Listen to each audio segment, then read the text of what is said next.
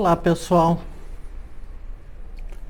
vamos falar do capítulo 15 do Evangelho segundo o Espiritismo. Fora da caridade não há salvação.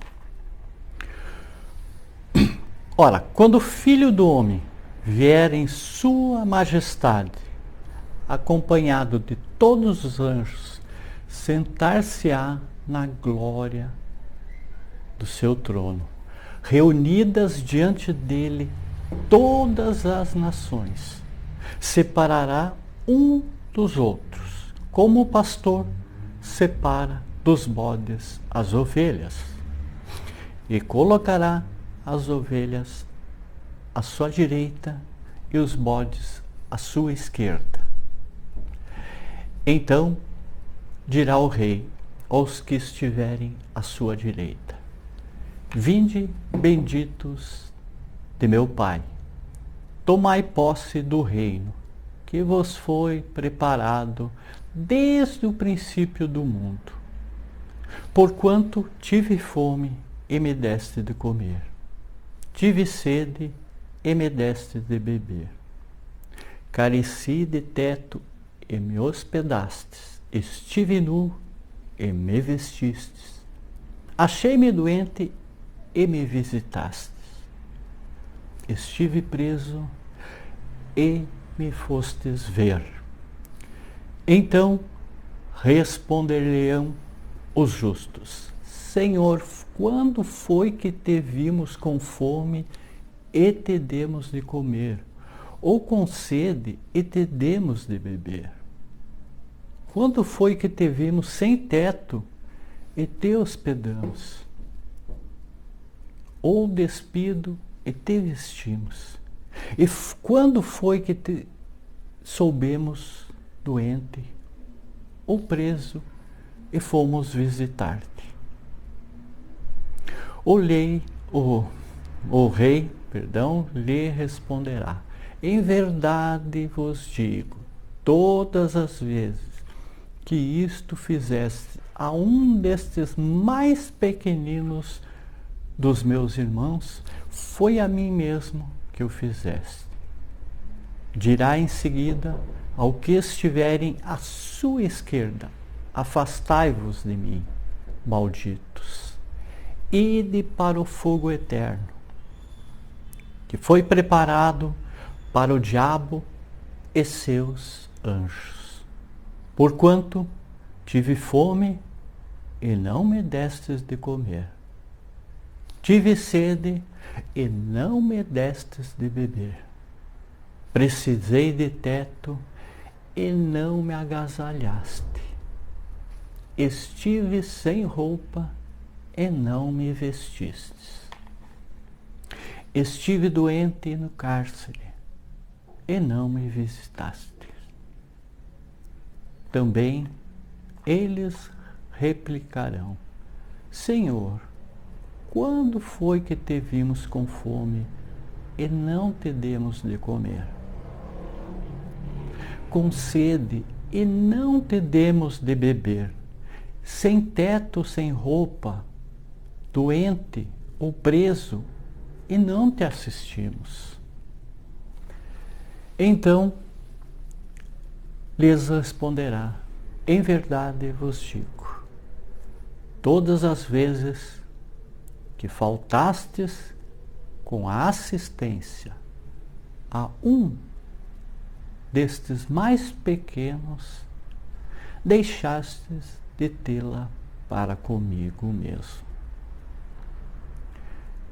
E esses irão para o suplício eterno, e os justos para a vida eterna.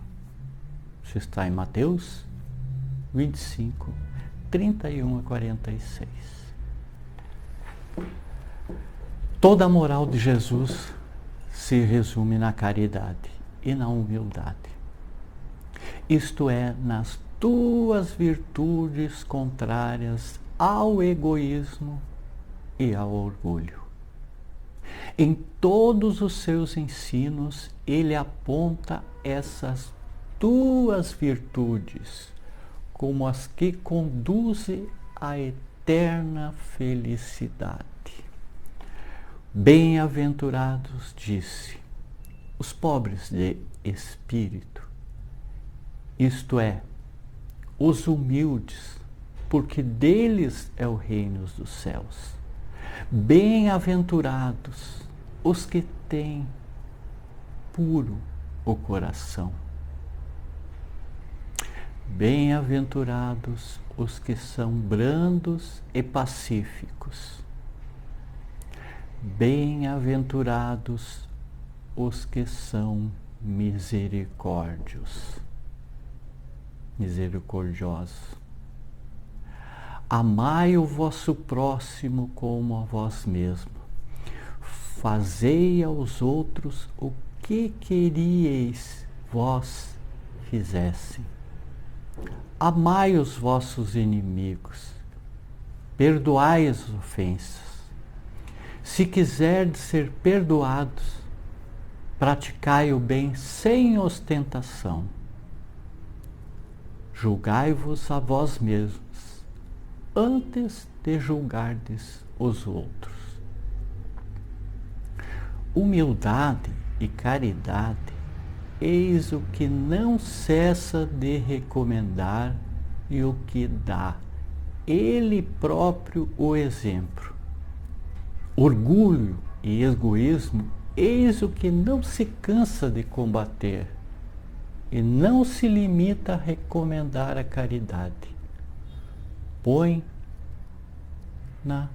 claramente em termos explícitos como uma condição absoluta da felicidade futura. Caridade e humildade, tal a senda única da salvação. Egoísmo e orgulho, tal a da perdição. Este princípio se acha formulado nos seguintes precisos termos: amarás a teu Deus de toda a tua alma e a teu próximo como a ti mesmo. Toda a lei e os profetas se acham contidos nesses dois mandamentos. E para que não haja equívoco sobre a interpretação do amor de Deus e do próximo, acrescenta ainda: e aqui está o segundo mandamento, que é semelhante ao primeiro. Isto é, que não se pode verdadeiramente amar a Deus sem amar o próximo, nem amar o próximo sem amar a Deus.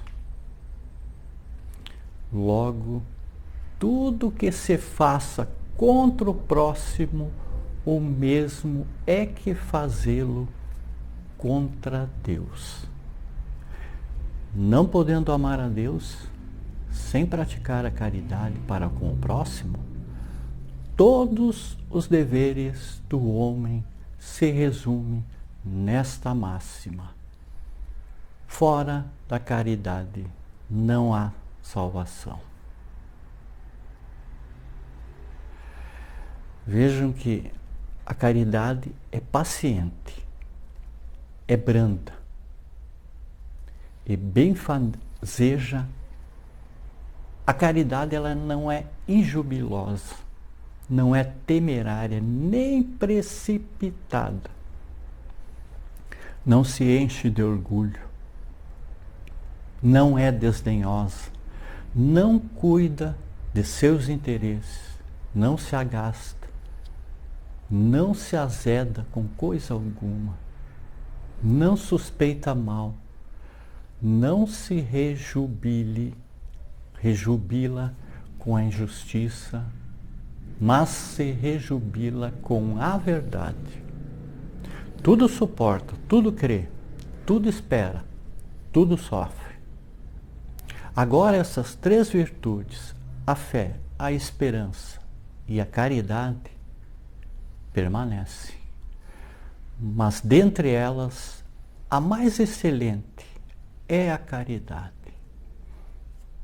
Paulo, na primeira epístola aos Coríntios, 13, 1-7,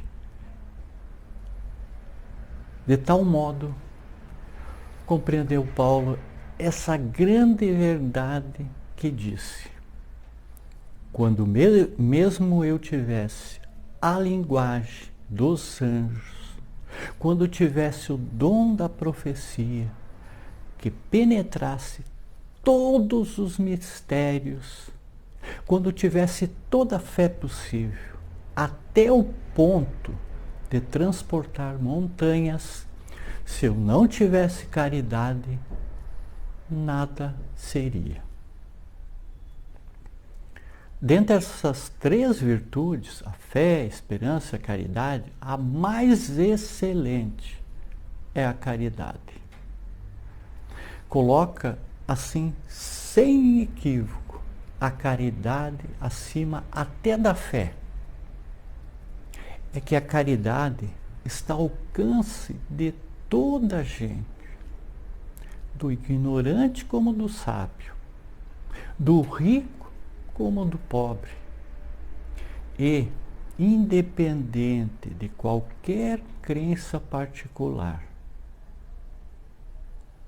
Faz mais, define a verdadeira caridade, mostra não só na beneficência, como também no conjunto de todas as qualidades do coração, na bondade e na benevolência para com o próximo.